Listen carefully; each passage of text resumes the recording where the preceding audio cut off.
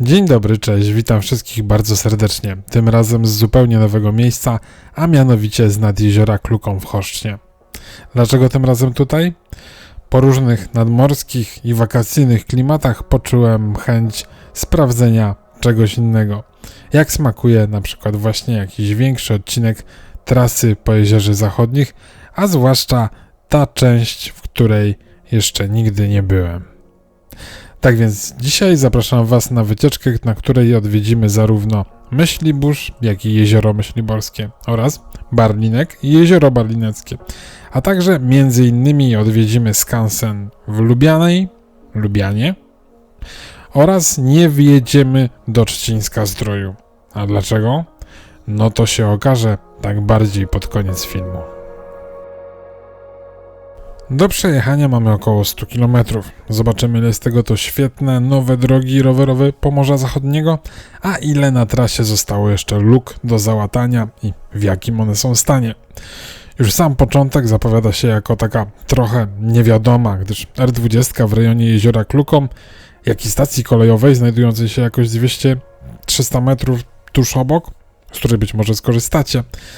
Rejon ten to tylko oznakowany szlak, i musimy poszukać wyjazdu z miasta, który według mapy wyprowadzi nas w bardziej przyjazne rowerowo rejony.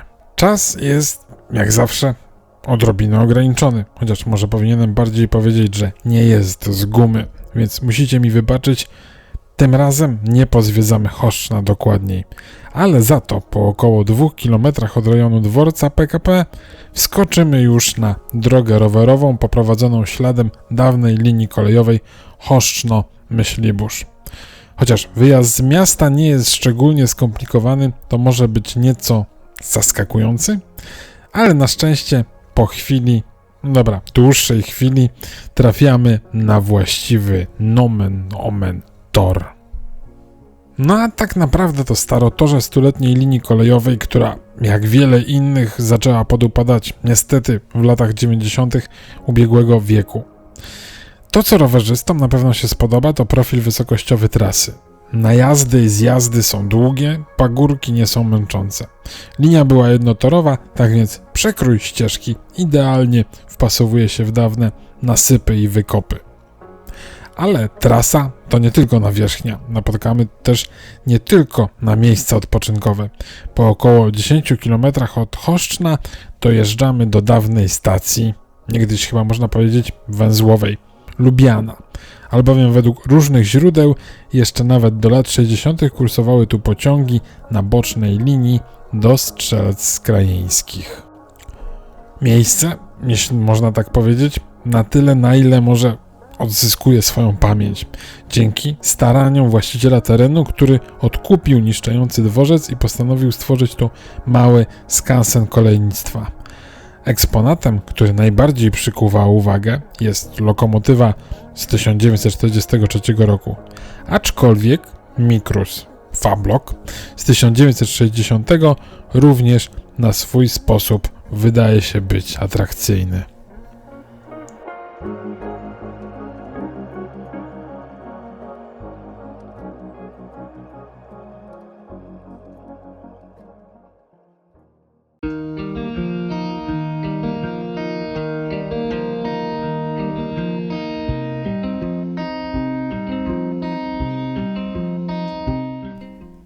No i tak docieramy do Pełczyc. Dzisiaj stosunkowo niewielkiego miasteczka, które dawniej było stolicą historycznej krainy zwanej Ziemią Pełczycką.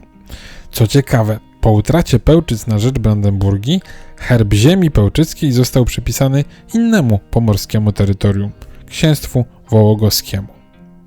Stolica dawnej historycznej krainy leży nad aż 5 jeziorami: Panieńskim, Krzywym, Stawno, Pełczem oraz Małym Pełczem. Trasa po Jeziorze Zachodnich omija łukiem centrum Pełczyc i wyprowadza nas prawie na brzeg Jeziora Panieńskiego. Niestety nie przeprowadziłem wstępnego rozpoznania tego rejonu przed wycieczką, nad czym bardzo boleję, ale wygląda na to, że znajduje się tutaj nad brzegiem jeziora lodowa przystań. nazwa mówi sama za siebie, która ma bardzo wysokie oceny na mapach Google.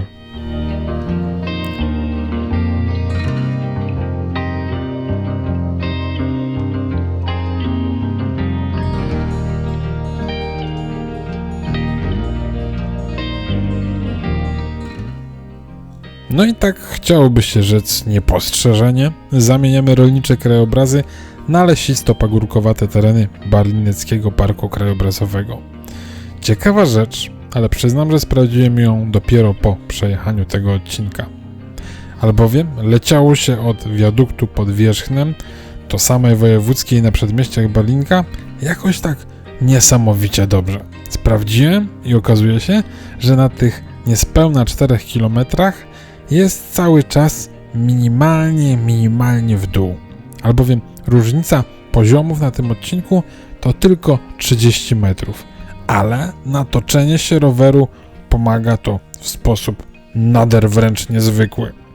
A wiatr należy w tym miejscu wykluczyć, gdyż robimy w zalesionym terenie dość takie pokaźne S.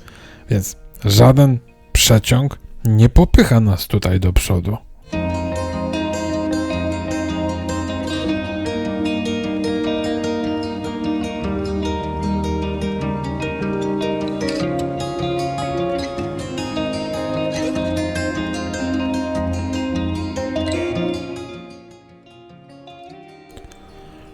Dwie rzeczy, których na pewno nie wiedziałem o Barlinku, to znaczy na pewno nie wiem jeszcze wielu rzeczy o Barlinku, ale dwie bardzo charakterystyczne rzeczy, których nie wiedziałem o tym mieście, to, że po pierwsze urodził się tutaj Emanuel Lasker, szachowy mistrz świata, który zachowywał ten tytuł najdłużej w historii, albowiem przez lat 27.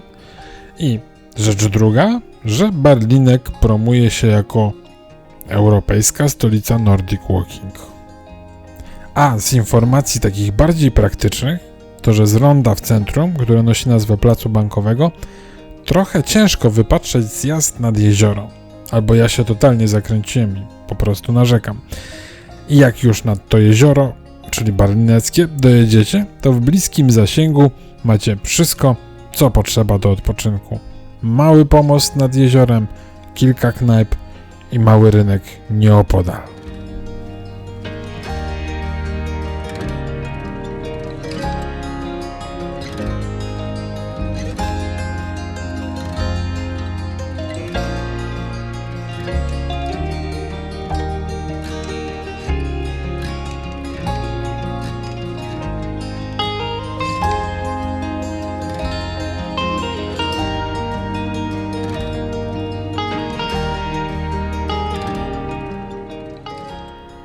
Obojętnie czy wyjedziecie z rynku, czy z nad pomostu, tak jak szlak każe, i tak traficie w kierunku wyjazdowym na Rondo Solidarności. A z niego, no to za chwilę troszkę tak nagle się zrobi niespodziewanie pod górkę. Ale zaraz będzie można uciec w bok i wrócić od razu na przyjazne, równe starotorze. Muszę przyznać, że to wręcz wzorowa trasa. Ponad 50 km praktycznie idealnej drogi, przerywanej oczywiście w pozytywnym sensie tylko miasteczkami oraz innymi miejscami odpoczynku, to coś wprost pięknego. I można się nawet troszkę rozmarzyć, żeby przez całą Polskę dawało radę tak przejechać takimi tego typu szlakami długodystansowymi. I wiecie co? Można nawet przez chwilę pomyśleć, że to już tak trochę nudne, że za równe, że za idealne. Mnie taka myśl też przeszła przez głowę. Za prosto, za długo, za nudno i dopiero później zrozumiałem, jaką straszną rzecz zrobiłem, tak myśląc, bo dopiero dalej czekają na nas prawdziwe niespodzianki. Ale nie uprzedzajmy faktów.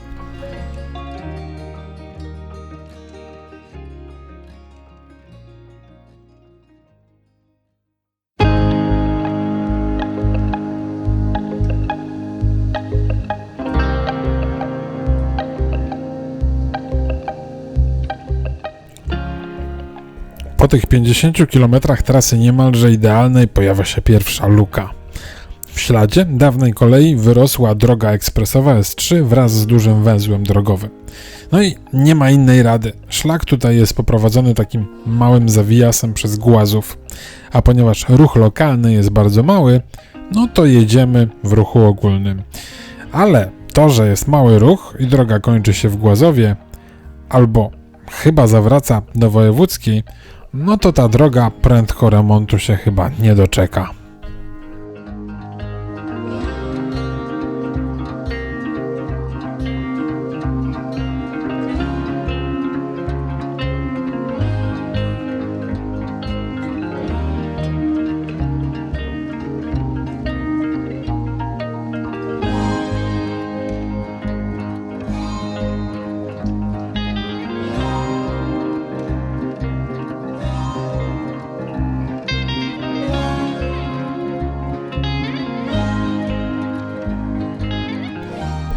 Swoją nomen omen drogą, przykład ekspresówki, węzła i starotorza pokazuje, że wbrew pozorom droga rowerowa w śladzie dawnej kolei nie jest takim trudno odwracalnym zabiegiem, jak wytyczanie eski bez zabezpieczenia dawnego śladu.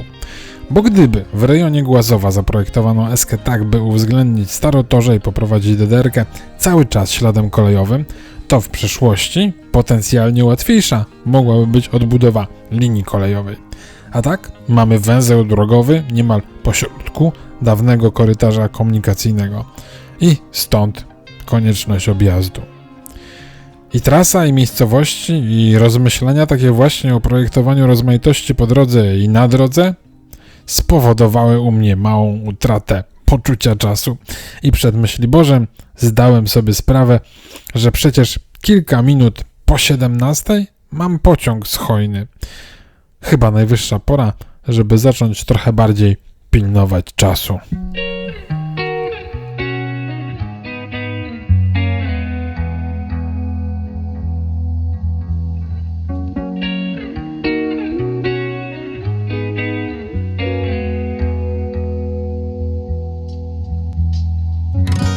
Od tego pilnowania czasu chyba trochę się zakręciłem na wjeździe do Myśliborza.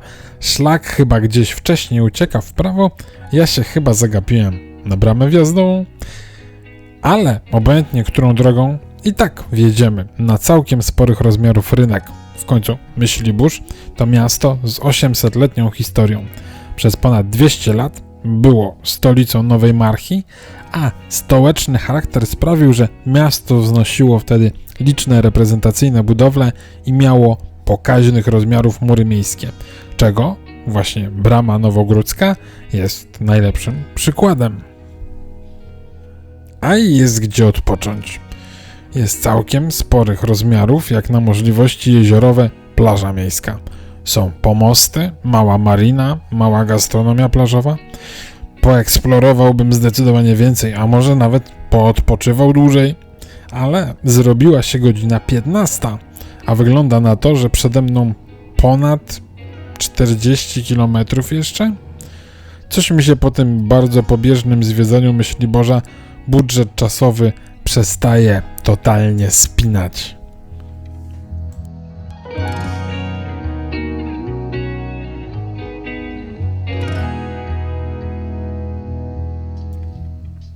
No ale za Myśliborzem będzie jeszcze całkiem sporo dobrej trasy, prawda? Wiatr jest dobry, na sporych odległościach daje radę utrzymać tak ponad 25 km na godzinę, więc po prostu trzeba trochę docisnąć.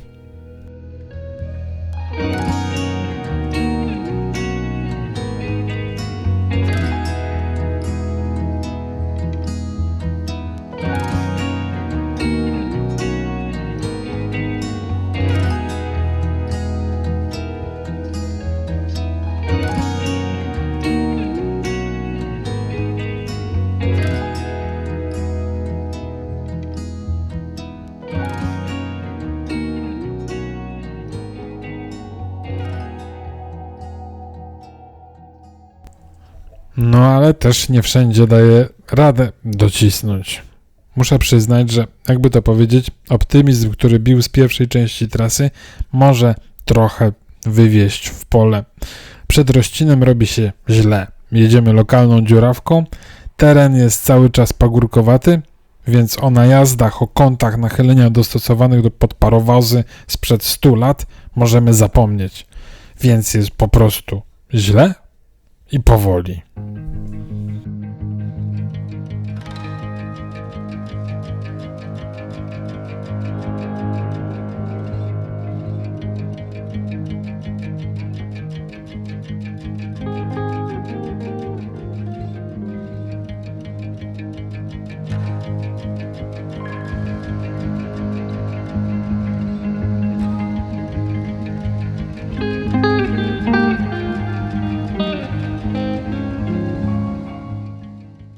Do Dobropola jest jeszcze kilkukilometrowy odcinek DDR-ki, ale potem znowu aż do Góralic trzeba się mierzyć z drogą lokalną.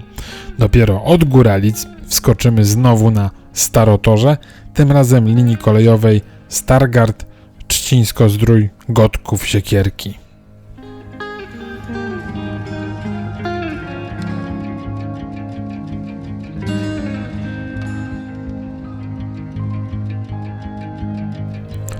No i w takim układzie, sytuacji, czasie pierwotny zamiar zjechania do Trzcińska-Zdroju można spokojnie między bajki włożyć.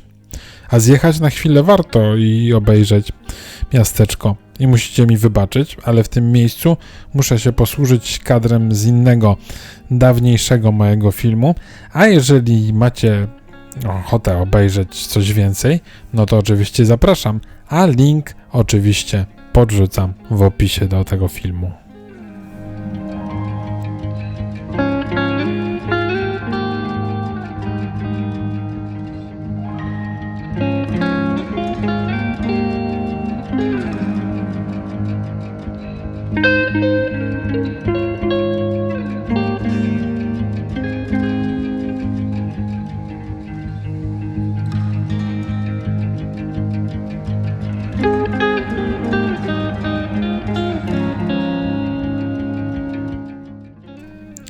Nie tylko nie zdążę już do Trzcińska, ale właściwie zastanawiam się, czy w ogóle jest możliwe, żeby zdążyć w jakikolwiek sposób do Chojny, na ten pociąg o 17:03. Tak patrząc na drogę do przybycia i zegarek, jest 16:15, no to musiałbym być chyba niezłym zawodowcem, żeby utrzymywać tempo tak, cały czas ponad 30 km na godzinę. Nie chciałem w Gotkowie wspinać się z tak zwanego glebowego peronu do pociągu, ale wygląda na to, że będę musiał.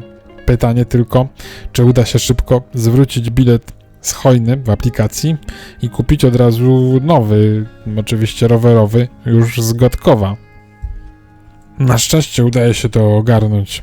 Aplikacja, czy też raczej internet w telefonie chwilę mieli i niemal dokładnie na pół godziny przed odjazdem pociągu udaje się. No dobra, to był taki moment, to uczucie, kiedy człowiek właśnie tak robi i właśnie czuje, że wyszedł z opresji.